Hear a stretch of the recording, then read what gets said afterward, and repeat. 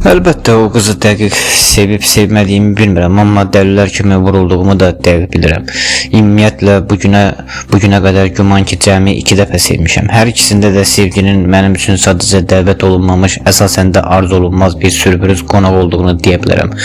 Çünki hələ birinci dəfə bir qızı sevərkən belə düşünmüşdüm ki, axı niyə bu qıza bu qədər baxdım, güya indi rahatlandım mı? Xeyr, sevgi sadəcə rahatlığımı əlimdən aldı.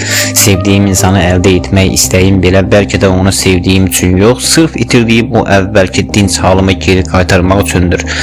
Bəlkə də elədir. Çünki mən həmişə sevməyimə, vurulmağıma və bağlanmağıma peşman olmuşam, xüsusən də indiki qıza. Üstəlik də indi qarşıma həddindən artıq tərbiyəli və çox gözəl bir qız çıxsa, yəqin ki bu vəziyyətdə ona üç çevirərəm. Onu da deyim ki, məntiqlə heç vaxt yüngül əxlaqlı bir qızla evlənməzdim. Lakin bu qız elə deyildi. Mən onun bütün keçmiş səhvlərinə göz yumaram, əsas odur ki bir də təkrar etməsin. Bu qızı yenicə görəndə və artıq ona vurulduğumu hiss eləyəndə dərhal onun olduğu qarşılaşacağım, hətta adını eşidəcəyim yerlərdən uzaq dururdum. Buna görə də onu tam tanıya bilmədim. İçimdəki sevgisi böyüməyə davam elədi. Əgər sosial mühitdə qəfildən qarşıma çıxsa, sanki qutuda ilan görmüş kimi olurdum. Əvvəlki söhbətlərindən elə zənn edirdim ki, biraz açıq və tüfeyli həyat tərzi sürsə də, yəqin ki həyatdan az-çox anlayışı var. Buna görə də ona olan rəğbətim artırdı. Çünki özünü elə aparırdı ki, sanki güclü və qoçaq biridir. Lakin son dövrlərdə onu məcburi şəkildə dinləməyə, izləməyə başladım ki, həqiqəti tam bilim. Əgər bu qız həqiqətən axmağın, əxlaqsızın biridirsə, bəlkə də onda bu eşqdən iflic olmuş beynim onun ləyaqətsiz olduğunu qəbul edərdi. Çünki mən axmaqlardan yox, ağıllılardan təsirlənirəm, inciyirəm. Mənim üçün axmaq adam pəyyə bağlanmış bordaqdan azından fərqsizdir. Məni təbrikləsə uzaq durmadığıma görə günah ilə özümdə olardı. Əslində geridə qalan payızın sonlarından etibarən başımı yeni şeylərlə, daha doğrusu kitab yazmaqla qatmağa çalışırdım. Hətta ilk işim olaraq 100.000 sözdən ibarət bir qaralama, bir roman ərsiyə gətirmişdim. Düşünürdüm ki, güclü bir əsər yazıb öz səsimi insanlara çatdıraram, bəlkə nə vaxtsa başa düşülərəm. Amma onu da deyim ki, hədsiz səbirsizəm. Kitabın çap xərcini, reklamını və sair detalları düşünərək özümü yorur, həvəsdən düşürdüm. Sonra o romanı bitirdim. Lakin aradan heç 2 gün keçməmişdi ki, mətni kənar bir oxucu gözü ilə oxumağa, səhvlərimi və harada düzəliş edəcəyimi müəyyənləşdirməyə qərar verdim. Tam oxumağa səbrim çatmadığından düşündüm ki, qoy əvvəlinə hələ bir balaca bir diyaloq əlavə edeyim. Amma o diyaloq həddindən artıq uzandı. Mən yazdıqca genişləndi. Sonunda qərara gəldim ki, bu uzanan diyaloq elə ayrıca bir roman olsun. Sözümün canı o idi ki, nə sevirdim, nə də başqa bir şey. Sadəcə öz başıma, öz aləmimdə idim. Lakin bu qıza olan hisslərim arzu olunmaz bir sürpriz qonaq kimi həyatıma çağırılmadan gəldi.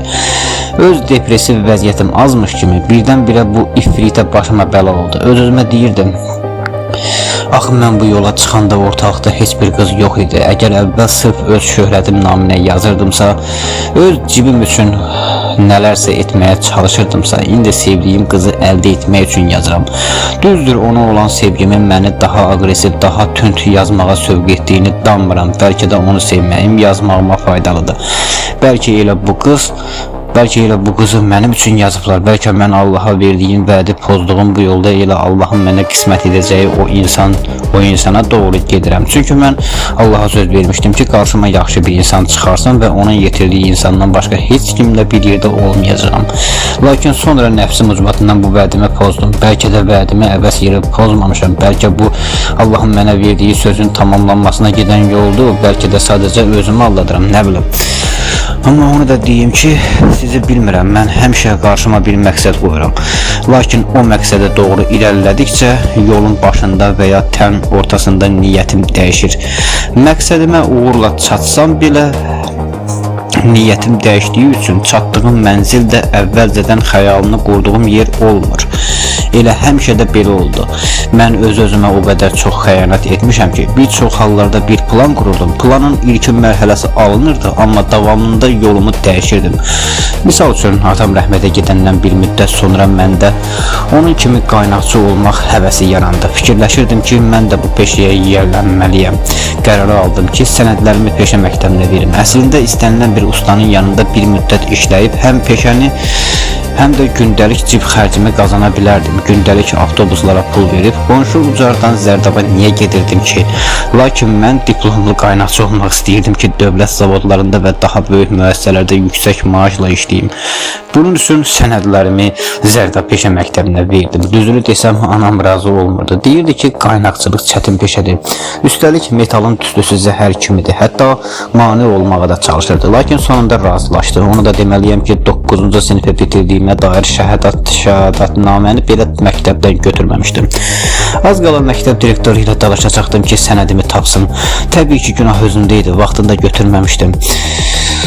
Nəysə, bir təhər tapdım. Nisiyə taksi sifariş edib, hətta ayağımda ayaqqabı yoxkən adi həyat bacada geyinilən biabırçı başmaqlarla Zərdabdakı peşə məktəbinə yollandım. Peşə məktəbinin direktoru artıq sonuncu iş ilini yaşayan, yaşlı, xəstə bir kişi idi. Söhbət əsnasında soruşdu, atan hardadır? Dedim, atam rəhmətə gedib. Atam pensiya alırdı mı? Dedim, hə, alırdı. Əgər məktəbimizə qəbul olsan, deyərək direktor söhbətə davam elədi. Sənə bir arayış verəcəm o. O arayışı aparıb Dövlət Sosial Müdafiə Fonduna təqdim edərsən. Məktəbdə oxuduğun müddətcə atanın pensiyasını da almağa davam edə bilərsən. Elə həmin andan etibarən mən qaynaqçı olmaqdan daha çox hər ay alacağım o pula gözümü dikdim. Əvvəl fikirləşirdim ki, məktəbdə oxuyacağım təqdirdə mənə verilən o azacıq təqaüdün üstünə biraz da pul qoyub yol xərc eləyərəm. Lakin bu pensiya məsələsindən sonra təqaüd kartımı sinif rəhbərimiz olan müəllimə verdim ki, məni hər gün dərslərə çağırmasın. Mən də dövlətin atamdan yadigar verdiyi pensiyanı rahatca xərcləyim. Beləliklə mən həmin il bir illik, əslində 10 aylıq çilingər santexnik peşəsini kağız üzərində oxumağa başladım. Hərçənd sinif rəhbərimiz demişdi ki, dərslərə gəlsən, səni ən yaxşı çilingər santexnik və qaynaqçı kimi yetişdirəcəyəm. Amma mən getmədim. Məktəbi bitirəndə yenidən qəbul olunmaq istədim, lakin Zərdabda alınmadı. Çilingər santexnik diplomunu alıb oradan çıxdım və qonşu Göyçay rayonundakı peşə məktəbinə üz tutdum. Orada müəllimlərlə tanışdım. Müəllimlərdən biri mənə yaxınlaşıb qrupundakı uşaqlarının sayının az olduğunu bildirdi. O müəllim qaz qaynağı, avtogen dərsi deyirdi. Tez bir zamanda direktorla danışıb məni öz sinifinə yazdırdı. Mən yenə təqaüd kartını müəllimə verdim. Beləcə məni yalnız məktəbə yoxlama gələndə çağırırdılar. 10 ay keçdikdən sonra bu qrupu da bitirdim və mənə qaz qaynaqçısı diplomunu verdilər. Həmin il yenidən sənəd verdim. Bu dəfə traktorcu maşinist peşəsinə yenə təqaüd kartını müəllimə saxladım. Bir ildən sonra müəllim dəfələrlə dedi ki, gəl diplomunu götür. Lakin mən artıq diplom almaq istəmirdim. Çünki diplomu götürəndə gərək şirinlik pul da verəydim. Həvəzində 4-cü dəfə üçün yenidən sənəd verdim. Bu dəfə bir qadın müəllimənin dərzi peşəsi sinifinə. Lakin sonradan məlum oldu ki, mən artıq atamın pensiyasını daha ala bilməyəcəm. Yaş həddinə görə dövlət peşə məktəbi şagirdinə vəfat etmiş valideynin pensiyasını ödəmir. Ona görə də məktəbə daha getmədim. Müəlliməyə verdiyim 9-cu sinif şəhadətnaməm və traktorcu maşinist diplomum da Göyçay peşə məktəbində qaldı. İndi mənim üçün diplom adi bir kağız parçasıdır. Zərdabda çilingər santexnik, Göyçayda qaz qaynaqçısı diplomunu aldım.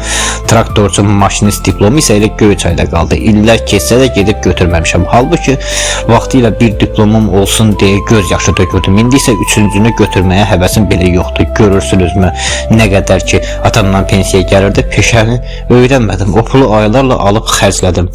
Bugün yenə də öz gücümə ayaq üstə durmağı bacarmıram. Lakin vaxtında o peşəni öyrənib bir zavodda və ya müəssisədə işləsəydim, hər şey bəlkə də tamamilə fərqli olardı. Mən müftə pul üçün öz məqsədimdən uzaq düşdüm.